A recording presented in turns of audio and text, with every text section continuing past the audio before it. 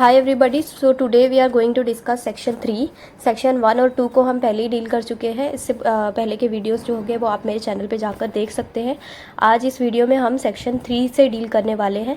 Section 3 बात करता है एग्जेम्पशन की, मतलब कि ये एक्ट कहाँ पर अप्लाई नहीं होता है, कौन कौन से एरियाज़ और प्रीमाइसेस ऐसे हैं जो जिनको एग्जेम्पशन मिला हुआ है from the application of this act. तो इसका सबसेक्शन 1 कहता है कि this act shall not apply, मतलब ये एक्ट प्रीमाइसेस पर अप्लाई नहीं होगा। कौन कौन सी प्रीमाइसेस है उसमें क्लॉज ए कहता है to any premises belonging to the government और लोकल अथॉरिटी, यानी कि अगर कोई प्रीमाइसेस है जो गवर्नमेंट या लोकल अथॉरिटी को बिलोंग करती है तो उन प्रीमाइसेस पर ये एक्ट अप्लाई नहीं होगा।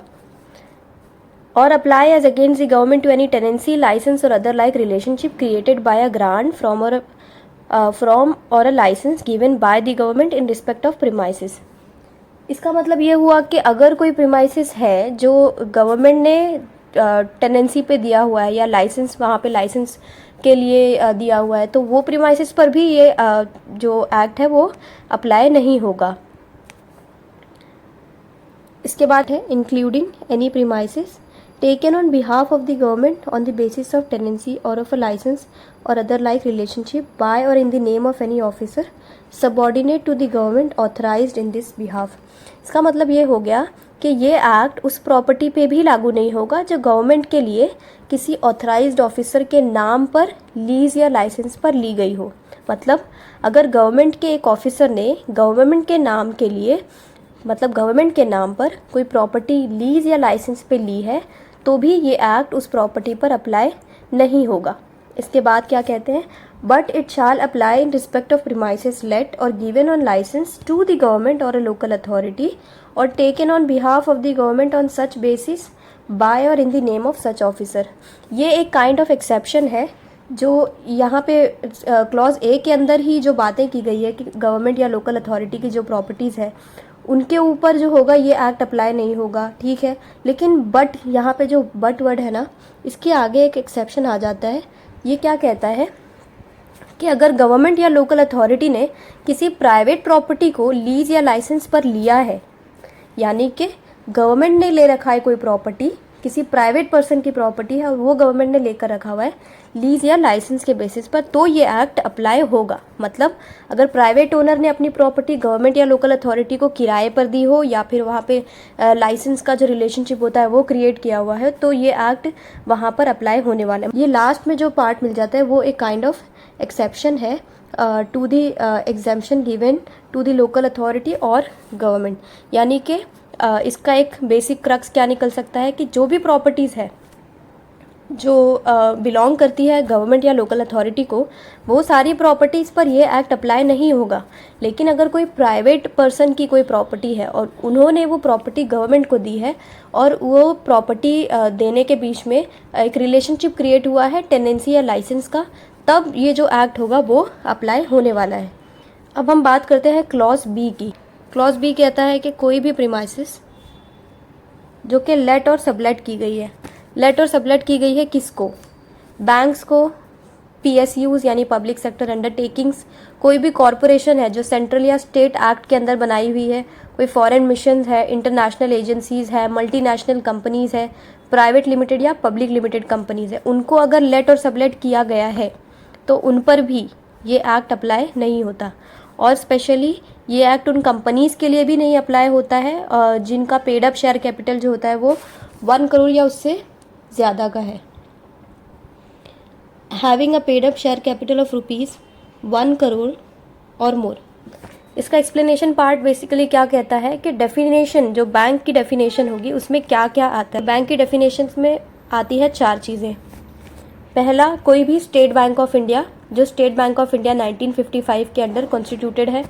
दूसरा आता है सब्सिडरी बैंक, मतलब जिसे स्टेट बैंक ऑफ इंडिया के 1959 के अंदर डिफाइन किया हुआ है।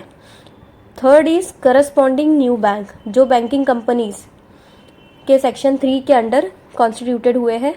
और जो फोर्थ है वो है शेड्यूल बैंक, ये जो reserve bank of India act 1934 के सेक्शन 2E के अंडर डिफाइंड है। ओके, तो ये सभी बैंक्स एक्ट के अकॉर्डिंग बैंक की डेफिनेशन में आते हैं। और उन प्रीमाइसेस पर ये एक्ट अप्लाई नहीं होगा जो बैंक के लिए लेट या सबलेट की गई है, जो हम लोगों ने ऊपर क्लॉज बी में पढ़ा है। अब सेक्शन 3 का सबसेक्शन 2 बात करता है state governments power to exclude certain premises. यहाँ पे स्टेट गवर्नमेंट के पास में कुछ पावर्स है कि वो कुछ प्रीमाइसेस को एक्सक्लूड कर सकती है from the application of this act. इसका जो फर्स्ट पॉइंट है वो कहता है कि अगर कोई प्रीमाइसेस पब्लिक या चैरिटेबल पर्पस के लिए यूज़ हो रहा है तो गवर्नमेंट डिसाइड कर सकती है कि वहाँ पे ये एक्ट अप्लाई नहीं होगा। जो सेकेंड पॉइंट क्या कहता है कि अगर कोई प्रीमाइसेस है जो पब्लिक ट्रस्ट के पास है और जो रिलीजियस या चैरिटेबल पर्पस के लिए यूज़ हो रहा है और वो जो प्रीमाइसेस है वो नॉमिनल और कंसेशनल रेंट पे लेट किया गया है। नॉमिनल और कंसेशनल रेंट मतलब क्या हो गया कि बहुत थोड़ा सा रेंट है, तो भी गवर्नमेंट ये एक्ट अप्लाई ना करने का डिसीजन ले सकती है। मतलब गवर्नमेंट ये डिसीजन ले सकती है कि ये जो प्रीमाइसेस है जो कि यूज़ की जा रही है for the religious or charitable purpose और जिनको लेट किया गया है, जिनको रेंट पे दिया हुआ है बहुत ही नॉमिनल और कंसेशनल रेंट पे, तो इसके ऊपर भी ये एक्ट अप्लाई नहीं होगा, ऐसा गवर्नमेंट डिसाइड कर सकती है। थर्ड पॉइंट कहता है to premises held by a public trust for a religious or charitable purpose and administered by local authority. इसका मतलब हो गया कि पब्लिक ट्रस्ट के पास कोई प्रॉपर्टी है जो रिलीजियस या चैरिटेबल पर्पस के लिए यूज़ हो रही है और लोकल अथॉरिटी के अंडर वो एडमिनिस्टर्ड हो रही है, मतलब कि लोकल अथॉरिटी के पास में उसका एडमिनिस्ट्रेशन का पावर है, तो उस पर भी गवर्नमेंट ये एक्ट अप्लाई नहीं करने का डिसीजन ले सकती है। और जो फोर्थ पॉइंट कहता है कि कोई भी प्रीमाइसेस है जो किसी यूनिवर्सिटी के है, मतलब यूनिवर्सिटी से को बिलोंग करती है और वो यूनिवर्सिटी क्या है, वो किसी लॉ के अंडर बनाई गई है, तो उस पर भी स्टेट गवर्नमेंट डिसाइड कर सकती है कि ठीक है ये एक्ट उस पर भी अप्लाई नहीं होगा। यहाँ पे एक प्रोवाइजो कहता है कि before issuing any directions under this subsection, मतलब कि अगर गवर्नमेंट के पास में पावर है, ठीक है, कि गवर्नमेंट कोई भी डायरेक्शंस दे सकती है कि कौन सी प्रीमाइसेस पर अप्लाई हो रहा है, कौन सी प्रीमाइसेस पर नहीं होगा, लेकिन यहाँ पे एक कंडीशन है। ये कंडीशन है कि गवर्नमेंट जब भी कोई एग्जाम्पशन का डायरेक्शन देगी तो वो ये इंश्योर कर देगी पहले कि जो एग्जिस्टिंग टेनेंट्स हैं उनके टेनेंसी राइट्स का नुकसान ना हो। मतलब कि अगर कोई प्रीमाइसेस है जहाँ पे कोई पहले से टेनेंसी राइट एग्जिस्ट करता है, मतलब वहाँ पर ऐसे कोई लैंडलॉर्ड है और टेनेंट है जो रेगुलरली टेनेंट जो है वो रेंट पे कर रहा है और जो लैंडलॉर्ड है वो रेंट रिसीव कर रहा है, तो ऐसे केसेस में उनके राइट्स को हैम्पर ना हो, तो इसीलिए गवर्नमेंट को ये कंडीशन जो है पहले वो फुलफिल करनी पड़ेगी कि गवर्नमेंट ने ये इंश्योर किया है कि वहाँ पे कोई टेनेंसी राइट एग्जिस्ट करती थी और जो है वो एडवर्सली अफेक्ट नहीं हुई है। In next video will discuss section 4 and 5। 6 भी छोटा है तो 4, 5 और 6 को हम लोग डील करने वाले हैं अगले सेगमेंट में। So thank you for watching. अगर ये वीडियोज़ हेल्पफुल लग रहे हैं तो आप मेरे बाकी वीडियोज़ भी चेकआउट कर सकते हैं and do subscribe to my channel so that I get motivation to make more such videos.